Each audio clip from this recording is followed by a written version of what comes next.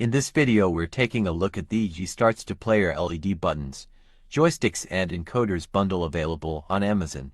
In this kit you will receive everything you need to put together a two-player controller for your home arcade. You will receive 2 joysticks, 20 LED buttons, 2 USB encoder boards, and all the cables needed to connect your controller together.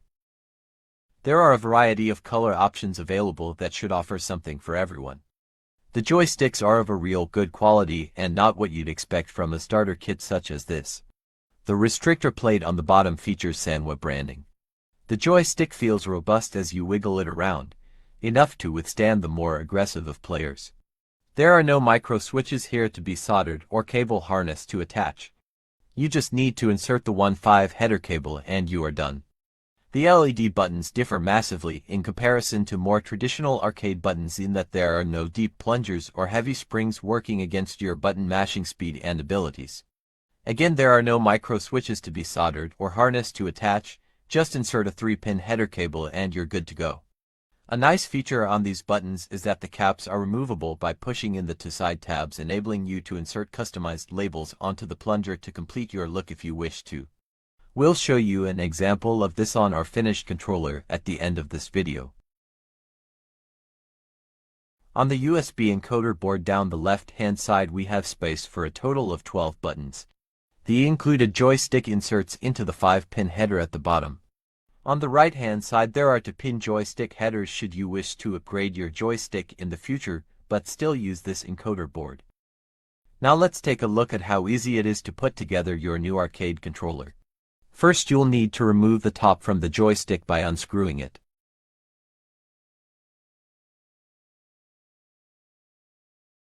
Don't forget the dust cover.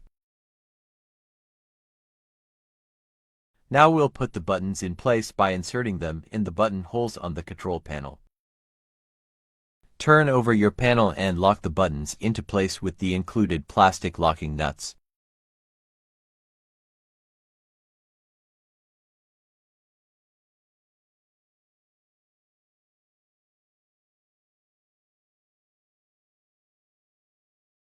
Next, line up your joystick and screw into place with suitable panel mounting screws.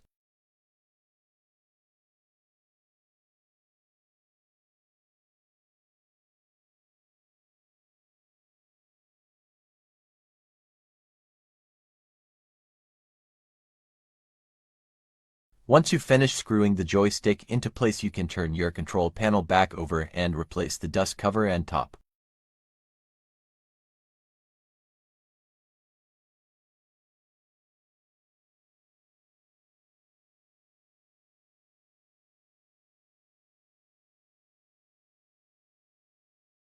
Wiring up the buttons and the joystick to the USB encoder is extremely simple. For each of the buttons you will need to connect one of the provided 3-pin cables. Line the cable header up correctly with the button's header and it will push straight into place. Now push the other end of the cable into one of the button input sockets down the left-hand side of your encoder. For the joystick you will need one of the included 5-pin cables. Like before with the buttons, line this up with the header on the joystick and it should push into place. Locate the 5-pin socket at the bottom of the encoder and push the other end of the cable into place.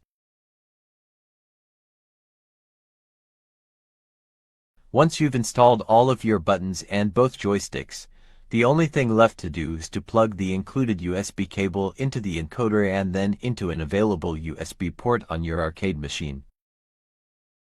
Here is the completed setup on our main arcade control panel. You can see we have inserted custom labels into each of the buttons as was mentioned earlier on in the video. Now you can configure your controller in your favorite emulator and enjoy some retro arcade gaming. Thanks for watching.